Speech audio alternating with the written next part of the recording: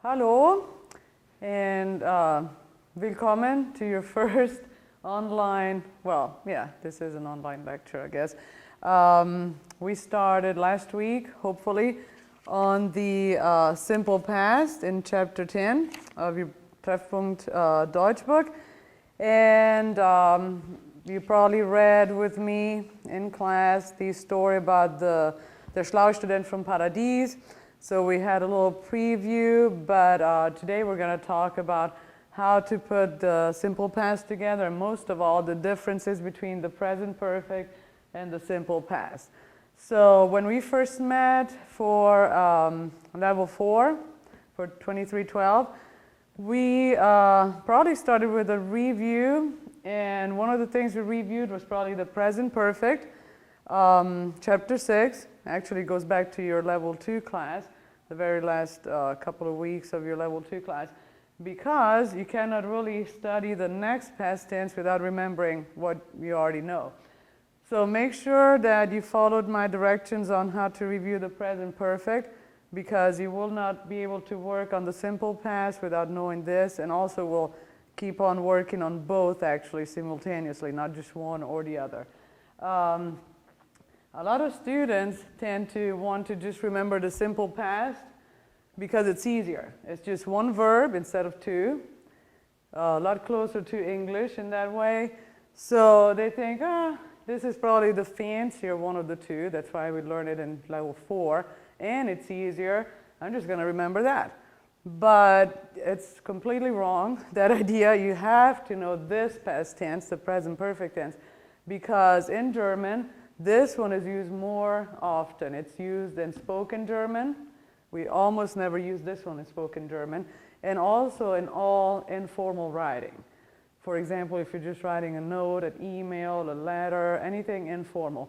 This is actually called the narrative past because it's used most of all in narration. So when you tell a story in writing, you'll see it a lot in books and novels, etc., but you will not use it as much as this. So, having said that, keep on reviewing the present perfect while we add this new past tense to what we know. One thing that the two have in common is that if one verb is regular in the present perfect tense, and you know some regular verbs, hopefully you remember them: spielen, arbeiten, kochen, sagen, fragen. You think of more tanzen. If it's regular in the present perfect tense, it's also going to be regular in the simple past. Now, in the present perfect, regular meant ge, stem, and t. So the rule for the present perfect for regular verbs was ge, and then your stem, the stem of the verb, and the t ending, right? Arbeiten, gearbeitet. And then, of course, your auxiliary verb. Ich habe gearbeitet. Spielen, ich habe gespielt. Ich habe gekocht. Mein Mann hat gekocht. Die Lehrerin hat uns gefragt. Wir haben geantwortet. All regular verbs. In the simple past, the regular verbs have the stem plus the te ending. Okay? Similar to your simple past, where you have the ed endings: walked and talked and cooked. So you have spielte, kochte, arbeitete, tanzte, fragte, sagte. If you remember the story we read, you probably remember some of these verbs already, some of the regular ones. Then we have irregular verbs. And in the present perfect tense, we had two types of irregular verbs. The ones that just have the en ending but no vowel change, and then the ones that have en ending and a vowel change. So we have two types. Here you have hat geschlafen, gegessen, ich habe etwas gegessen, gewaschen, ich habe mein Auto gewaschen, gefahren, ich bin nach Hause gefahren. And then here you have the ones with the vowel changes. Ich habe eine Cola getrunken, einen Kaffee getrunken. And you have others with a vowel change like geschwommen. Why did I think of that now? Gesprochen, sprechen, gesprochen, and many more. In the simple past, all irregular verbs have a vowel change pretty much, so you don't have the two categories. and you do have to memorize them. That's why they're called irregular. They don't follow rules, so you have to memorize them. Schlief, schlafen, schlief, trinken, trank, ja. Lesen, las, yeah, and many more. Essen, aß. You just have to memorize them as we go, of course. A few a day, just make sure you work on them every day. So this is what you have on pages 340 and 341. You have the simple past of regular verbs here and the simple past of irregular verbs and their endings. Let's just take a look at one of them. Lernen. Lernen, and then ich lernte. So it's regular, lernte. Du lerntest, sie lernte, wir lernten, ihr lerntet, sie lernten.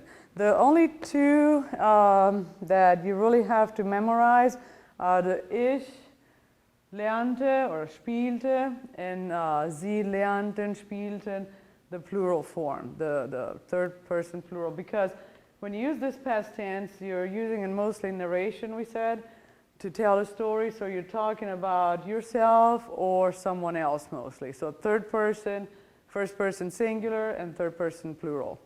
You're not going to use the other forms too often. With this one, yeah, you use all of them. Here you mostly use ich, sie, es, and sie plural, okay? All right, then you have, of course, the irregular ones like kommen and kam. Ich kam, du kamst, der kam, wir kamen. Same thing, you just have to remember the ich, sie, es, and sie forms, most of all, because they're used 99% of the times. Not like here where you need all the forms, ich, du, all of them. Okay, so let's just go to the first exercise, which is 10.9 on page 341. Wir lesen zusammen die arme Frau Tauber, okay? Auf Seite 341, Aufgabe 9. Und zuerst lesen wir die Geschichte zusammen. Ja? Die Geschichte ist im present, it's in the present tense. So right now we're just reading it together, and then I'll give you a little break to work on it, and we'll change it to the past tense. Okay, die arme Frau Tauber. Weil Frau Tauber nicht sehr viel verdient, vermietet sie ein Zimmer ihrer Wohnung an 2 Studenten. Die beiden bezahlen pünktlich ihre Miete, aber oft kochen sie nicht nur für sich in Frau Taubers Küche, sondern auch für ihre Freunde. Sie machen auch oft den Abwasch nicht, leeren fast nie den Mülleimer und manchmal benutzen sie sogar Frau Taubers Töpfe.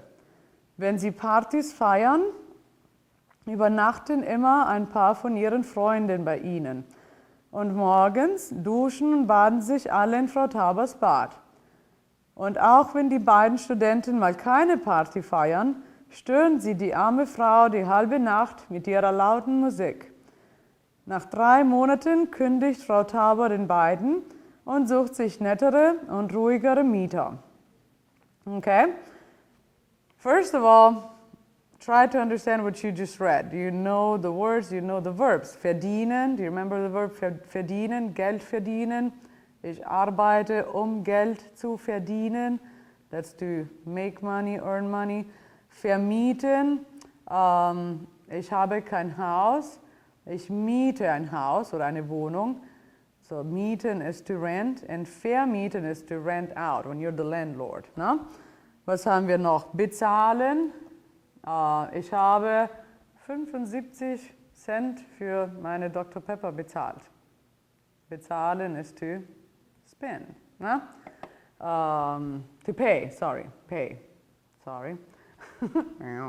Okay, so it's to pay. And kochen, should be clear, machen, feiern, eine Party feiern, ja?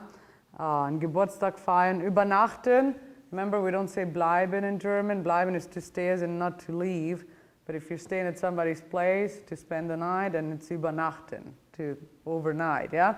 Übernachten, duschen, baden, alles klar, ne? Everything else should be clear.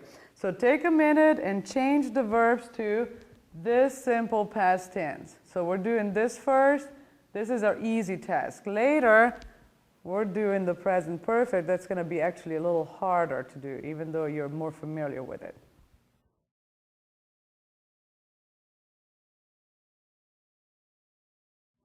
Okay, so let's see if you have the same verbs that I came up with, hopefully.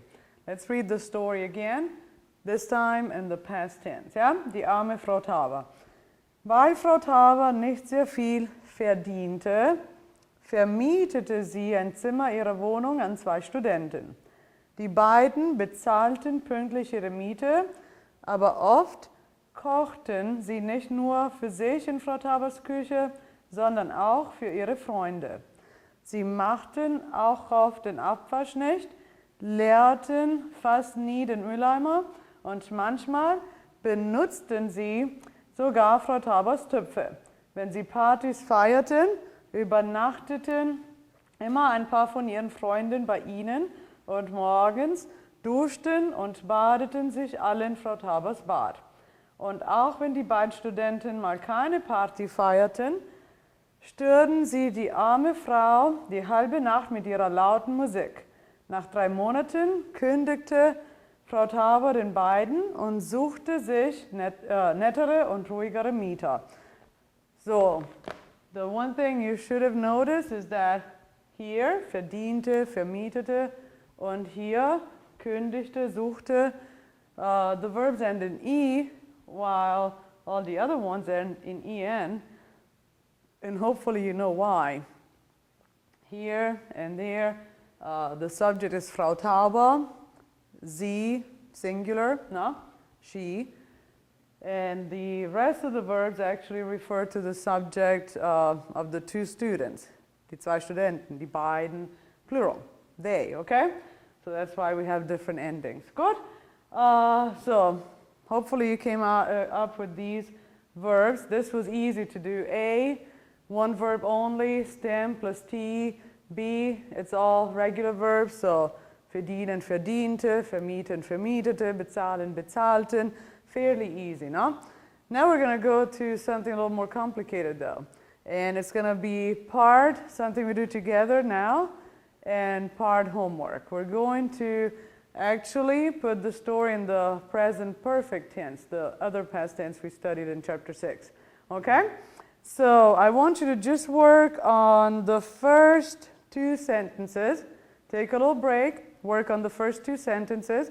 Meanwhile, I'll write them on the board and then we'll compare. The rest of the story though, you'll finish writing it in the present perfect, finish it up at home and turn it in next time, next class time. Good?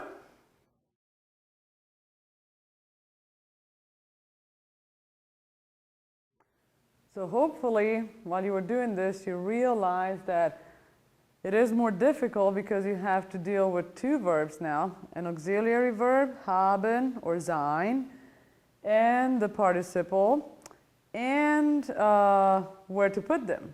So with word order, where do you put the verbs? Let's take a look, see if you have the same.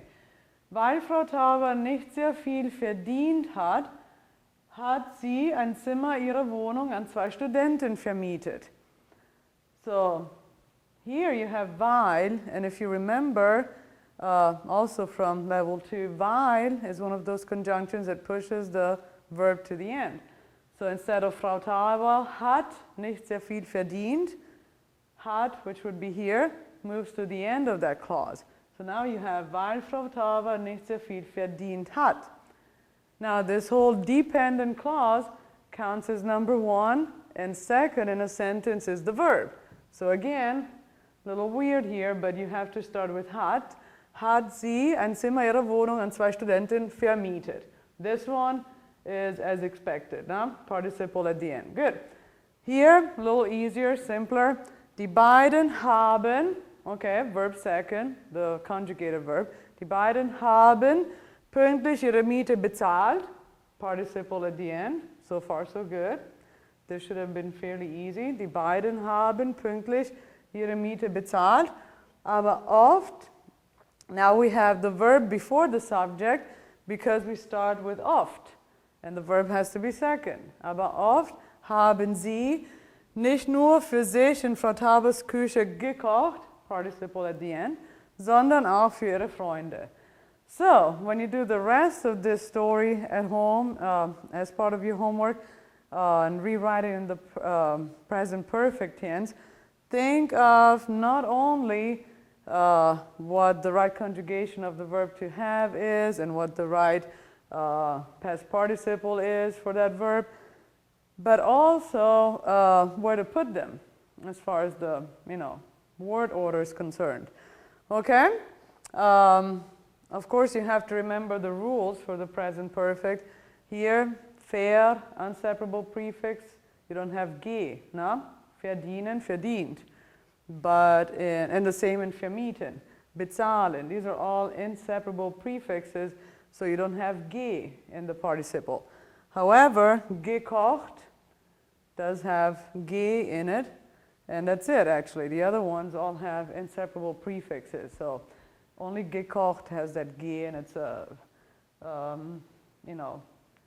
completely normal regular verb. All right, now I'm going to do a couple more. We're going to do exactly the same thing again a few times. We have more stories. Auf Seite 342 haben wir die mysteriösen Euros. Und hier ist der Text eigentlich schon im Präteritum. So the story here is already in the simple past. We have to do the opposite this time. We have to put in the present tense. Should be easy. Present tense, chapter 1. Come on, guys, you can do this, okay? So again, take a little break and work on 10-10. Put it in the present tense, and then we'll compare. Good?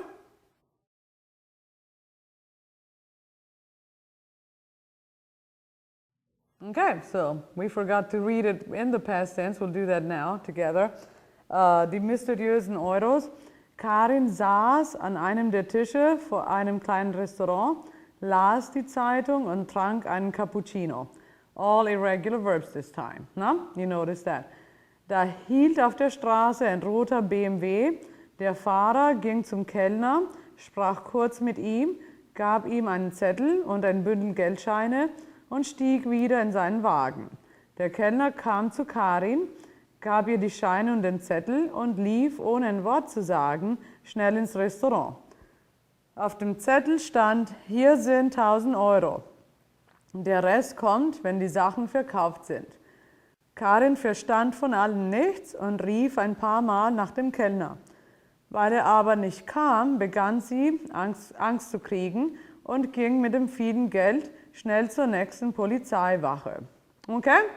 So, let's see if you have the same verb conversion. You had to change the past to the present tense, fairly easy. And of course, I would suggest you start learning the past tenses of some irregular verbs because you just have to memorize them. There's no other trick to them. And this is a good way to start. Start with like the 6-7 verbs here in this story. Okay, so let's read it again in the present tense this time. Karin sitzt an einem der Tische vor einem kleinen Restaurant, liest die Zeitung und trinkt einen Cappuccino. Da hält auf der Straße ein roter BMW. Der Fahrer geht zum Kellner, spricht kurz mit ihm, gibt ihm einen Zettel und ein Bündel Geldscheine und steigt wieder in seinen Wagen. That's where we are. Der Kellner kommt zu Karin, gibt ihr die Scheine und den Zettel und läuft, ohne ein Wort zu sagen, schnell ins Restaurant. Auf dem Zettel steht, hier sind 1.000 Euro. Der Rest kommt, wenn die Sachen verkauft sind. Karin versteht von allem nichts und ruft ein paar Mal nach dem Kellner. Weil er aber nicht kommt, beginnt sie Angst zu kriegen und geht mit dem vielen Geld zur nächsten Polizeiwache. Okay, good. So hopefully you got this one right. It was easy in the sense that the verbs here in the past, irregular past tense, are new to you, but you're very familiar with the present tense, so hopefully it was not too hard to do. Okay? And as usual, when you read a story like this, we're doing grammar here, we're doing grammar exercises, but always make sure you understand what the story is about. Hopefully you did understand it was about some lady sitting at a cafe and getting some mysterious money. She didn't know where it came from. And then the note read, oh, here's the money and you'll get the rest later. She has no clue what they're talking about and she goes to the police, okay? Good. Make sure you always read for comprehension more than grammar, okay? Good. We'll do one more. This time we are going to read it first and then do the exercises. Actually, sorry. Let's go back to this one. I forgot. Part of your homework is to put this in the perfect tense. So let's do what we did before. Let's do 2 sentences together just to get started, and then you'll finish and do the rest at home as part of your homework. So you'll have die arme Frau Tauber to turn in the present perfect tense, and now also die mysteriösen Euros in the present perfect tense. So take a few minutes and work on just the first 2 sentences. I'll do the same, and then when we come back, we'll compare, and the rest will be homework.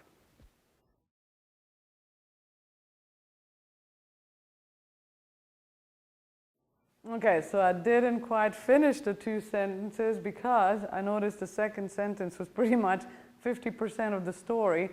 So I did this part, and the rest will be your homework. Let's compare what we have here. Karin hat an einem der Tische vor einem kleinen Restaurant gesessen, hat die Zeitung gelesen und hat ein Cappuccino getrunken. Da hat auf der Straße ein roter BMW gehalten. Der Fahrer ist, this time you had to remember to use the verb sein as an auxiliary verb with gehen. Der Fahrer ist zum Kellner gegangen, hat kurz mit ihm gesprochen und so weiter und so fort. So hat, verb second position, gesessen, participle at the end, hat die Zeitung gelesen. Here we left out the subject, sie hat. It's not needed because it's always the same subject, so you don't have to repeat it, but if it makes you feel better, you could put it there. Sie hat die Zeitung gelesen. Okay, and again, here you can even leave out the auxiliary verb. You can leave out the subject and that because it's still the same list, you know, back to back. So you can just say, und ein Cappuccino getrunken. Or you can say, und hat ein Cappuccino getrunken. Or you can even say, und sie hat ein Cappuccino getrunken. Whatever. Da hat auf der Straße ein roter BMW gehalten. Der Fahrer ist zum Kellner gegangen, hat, and again, if you want to, you could put the subject there, but it's not needed, hat kurz mit ihm gesprochen, and the rest is your homework. So you have to remember that the participle goes at the end, the other verb, the auxiliary verb second, unless you have a conjunction such as weil, obwohl, damit, das, and so on. Okay, so finish it up and bring it with the other story to the next class. And we're going to do just one more together. We're going to work on the last story, warum Staatskassen immer leer sind. And this time it is in the present tense. So we're going to do what we did with the first one. Read it in the present tense, put it in the simple past, and then again start the present perfect. And this is going to be the final part of your homework to finish that story too. Okay? Let's go ahead and read it in the present tense as it is right now. Seite 342. Warum Staatskassen immer leer sind. Okay. Obwohl der gute König Otto ein großes, reiches Land mit vielen fleißigen Menschen hat, ist seine Staatskasse immer leer. Deshalb ruft er eines Tages seine Generäle und Minister zusammen. Und als sie dann alle um den Tisch herumsitzen, fragt er sie, wo bleibt denn nur das ganze Geld? Er bekommt aber keine Antwort. Die Generäle schütteln nur den Kopf und die Minister machen ein dummes Gesicht. Da sagt der König, wenn ihr alle so dumm seid, dann muss ich wohl meinen Narren rufen. Der Narr kommt und der König sagt, Narr, du weißt wohl auch nicht, wo das ganze Geld bleibt. Doch, antwortet der Narr, und wenn du es wirklich wissen willst, dann gib mir einen Klumpen Butter. Der Narr bekommt die Butter und es ist ein großer Klumpen. Er gibt ihn dem Ministerpräsidenten in die Hand und sagt, geben Sie den Klumpen bitte weiter, Exzellenz. Und so geht nun der Butterklumpen von Minister zu Minister und von General zu General um den ganzen Tisch herum. Als der Klumpen dann endlich wieder beim Narren ankommt, da ist das kein großer Klumpen mehr, sondern nur noch ein ganz miserables Klümpchen. Fast die ganze Butter klebt an den großen, warmen Händen der Minister und der Generäle. Da sagt der Narr zum guten König Otto, siehst du jetzt, wo dein Geld ist? Es ist dort, wo auch die Butter ist. Okay, take your first little break, put this in the simple past tense, this new past tense we're studying, and you already have some of the verbs you're going to use right here. Other verbs are regular, so you know what to do. Stem plus te. Okay? Good.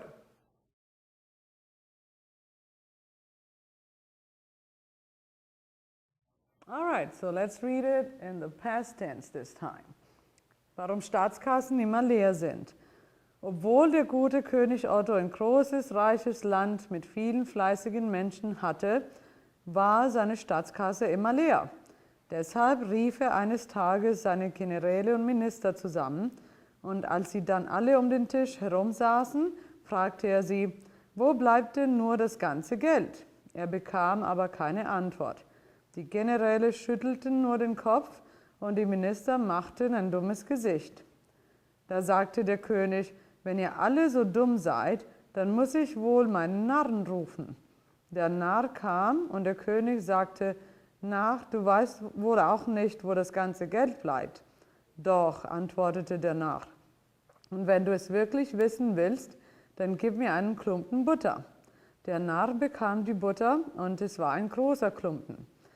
Er gab ihn dem Ministerpräsidenten in die Hand und sagte, geben Sie den Klumpen bitte weiter, Exzellenz. Und so ging nun der Butterklumpen von Minister zu Minister und von General zu General um den ganzen Tisch herum. Als der Klumpen dann endlich wieder beim Narren ankam, da war das kein großer Klumpen mehr, sondern nur noch ein ganz miserables Klümpchen. Fast die ganze Butter klebte an den großen, warmen Händen der Minister und der Generäle. Da sagte der Narr zum guten König Otto, siehst du jetzt, wo dein Geld ist? Es ist dort, wo auch die Butter ist. Okay, good. So let's take a look at these verbs. Hopefully you have the same. Which ones, okay, to recap, which ones are regular and which ones are irregular? So by now you should be able to recognize that. Of course, haben, kind of between a regular and an irregular verb. Remember, war, the verb to be, always completely wacko. Rief, what do you think? Rufen, rief, irregular. Sitzen and saßen, irregular. Fragte, that's a regular verb. Fragen, fragte. Spielen, spielte. Arbeiten, arbeitete. Bekam, just like kommen and kam. Bekommen, bekam, irregular. Schütteln, schütteln, den Kopf schütteln. To shake. Schüttelten, ja? It's regular. Machten, machen, machten. Sagte, sagte. Okay. Antwortete. Sagte noch einmal, klebte. Ja? Das sind die regelmäßigen Verben. Alle anderen sind unregelmäßig, okay? And as you can tell, as usual, irregular means you've got to memorize them. By the time you take your test, your chapter 10 test, you'll have to know quite a few of these verbs in the past tense, including the irregular ones. They're not going to be given to you like the book did here in this particular exercise. So start now, every day, a few a day, and make sure you're familiar with your irregular verbs. Lesen, las, trinken, trank, essen, aß, rufen, rief, kommen, kam, gehen, ging. So make sure you add a few to your list every day. And the regular ones, you should know what to do, and you know they're regular if they were also regular in the present perfect tense. So that should be your clue right there. Okay, good. So now let's go to the last part of your assignment, which is to rewrite the story in the present perfect tense. As usual, we're going to do the first two sentences together, and then the rest will be your homework. Also, your homework, part of your homework will be to translate the story here, not necessarily word for word, but what is the meaning of the story, what's going on with the king and his jester, etc., etc. Okay?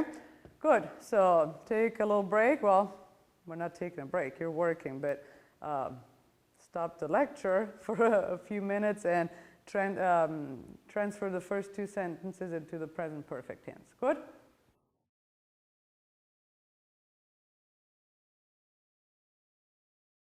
All right, so I hope you noticed that in the first sentence, you didn't really have to change anything from what we had already done before. Hatte, war. We studied the past tense of haben and sein in chapter 5. And even though both verbs also have the present perfect tense, haben, gehabt, ist gewesen, the simple past is what we use more commonly, even in colloquial German. So even if you're turning the whole story into colloquial past, the present perfect past tense, you would still keep hatte and war there. No? So, obwohl der gute König Otto ein großes, reiches Land mit vielen fleißigen Menschen hatte, war seine Staatskasse immer leer. Gut? Deshalb hat eines Tages seine Generäle und Minister zusammengerufen. Now you have to think about, where do I put the auxiliary verb? Second, hat no? And then rufen, gerufen, zusammengerufen. Und als sie dann alle um den Tisch herumgesessen haben, hatte sie gefragt, okay, herumgesessen haben, hat sie gefragt, irregular, regular verb, and you do the rest, okay? And you also write a little summary translation of what the story means, what's happening here in the story. Now, the lecture itself that you just watched is about 30 minutes. So the work I gave you, which is to finish writing Die arme Frau Tauber, Die mysteriösen Euros, Warum Staatskassen immer leer sind, finish writing these stories in the present perfect tense, is part of your class time, actually. I called it homework, but it's really not, just in case you were wondering. Your homework will come to you through email, through Campus Cruiser email. So read your email. Okay, dann tschüss, bis zum nächsten Mal. Tschüss.